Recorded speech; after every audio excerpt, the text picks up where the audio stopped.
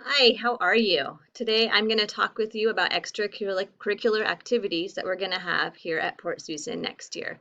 So we know how important student interaction is and that character building, and so our goal is that we provide as many opportunities as we possibly can, even though things are going to look a little bit different this year.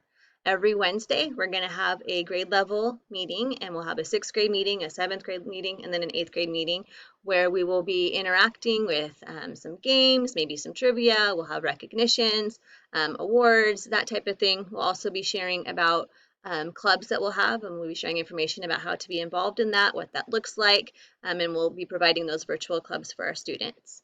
In addition, we are planning to have a four-season sports schedule this year. So our sporting events are hoping to be started in January. We'll have more information as we get closer, following the health department's guidance and what our league decides, as well as the WIAA. So watch for that information, but we do still want to have, all four seasons. They'll just be shorter. And then throughout all these different opportunities, we're going to be providing social emotional lessons, activities, layers of supports for your student, and really helping to develop their character through this difficult time.